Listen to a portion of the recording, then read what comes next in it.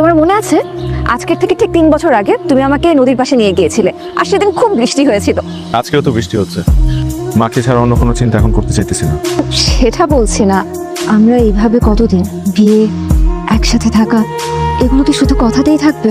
চেষ্টা করতেছি। তুমি অনেকদিন ধরে চেষ্টাই করছো। স্পেশাল কারণ আজকে আমাদের কলিগের বার্থডে। এই বার্থডে উপলক্ষে বাসার একটা গান পরিবেশন করবে। স্যার আপনি যদি একটু পারমিশন দিতেন please. Happy birthday to you রে। আন্টি যেন কেমন করতেছে, আমি একা সামলাতে পারতেছি না, আপনি তাড়াতাড়ি আসেন। আচ্ছা আচ্ছা, আপনি ওখানেই থাকেন। আপনি চোখের আড়াল করে না প্লিজ, আপনি ওখানেই থাকেন। আমি আমি আমি আসতেছি, আমার জাস্ট 10 মিনিট দেন।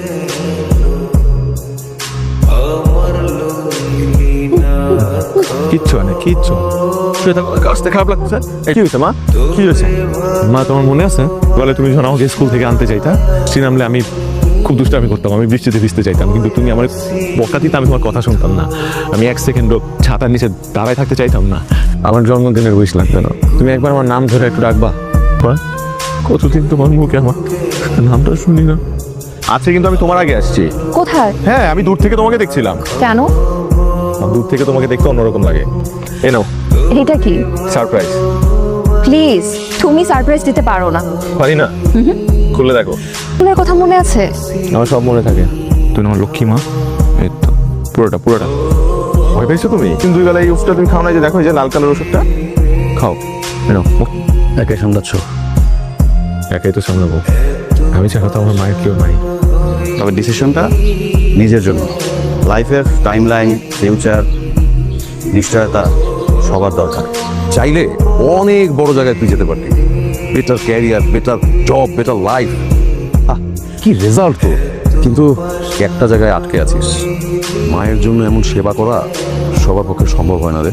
একজন সন্তানের তার মায়ের জন্য যতটুকু করা দরকার আমি ততটুকুই করতেছি। মা কেমন আছে? আগের মতোই। না, আমি যদি তোমাদের বাসায় পার্মানেন্ট হয়ে যাই, তাহলে মা আমাকে আস্তে আস্তে চিনে ফেলবেন। হ্যাঁ, শুরুতে একটু কষ্ট হবে, কিন্তু তুমি দেখো আস্তে আস্তে সব ঠিক হয়ে যাবে। আমি আসলে নতুন করে আমার মাকে আর কোনো কষ্ট দিতে পারবো না। বাসায় আবার বিয়ের কথা উঠেছে। আমি এভাবে আর কতদিন থাকবো? আমি চেষ্টা করছি তো। তুমি তো অনেকদিন ধরে চেষ্টা করে যাচ্ছ, কোনো রেজাল্ট দেখতে পাচ্ছি না। কি রেজাল্ট দেখতে চাও তুমি? আমার সিচুয়েশন যদি চেঞ্জ না হয় তাহলে আমি কিভাবে তোমাকে রেজাল্ট দেখাবো? আমি সলিউশন চাই, কোনো ক্লারিফিকেশন না। আমি কোনো ক্লারিফিকেশন তোমায় দিচ্ছি না। আমার সিচুয়েশন ঠিক আগের মতোই আছে, কোনো পরিবর্তন নাই। কি জানো না, তোমার যদি মনে হয় তুমি আমার সাথে থাকবা না, তুমি থাইকো না। যদি মনে হয় তুমি আমার জন্য অপেক্ষা করতে পারবে, তাহলে থাকো। যে আমার তো মনে হচ্ছে যে তোমার নাহিয়ান ভাইকে বিয়ে করা উচিত। তুমি সুখী থাকবা, তুমি তুমি তুমি যাও। আমার কাছে মনে হয় এটাই বেটার হয়। ওখানে গেলে তুমি টাইম লাইন পাবা, নিশ্চয়তা পাবা, তুমি তুমি ফিউচার পাবা।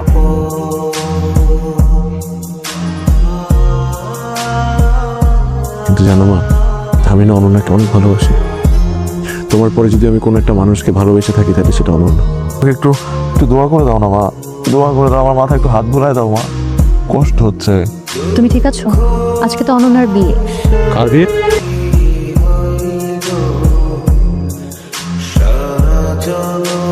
অনন্যা, তো কবুল বললা কেন?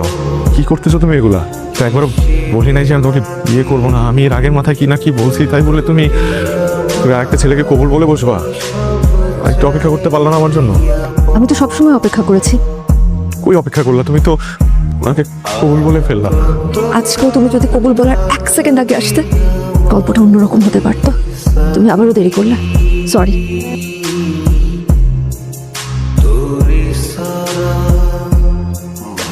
অনন্যার বিয়ে হয়ে গেছে, করে ফেললো মা।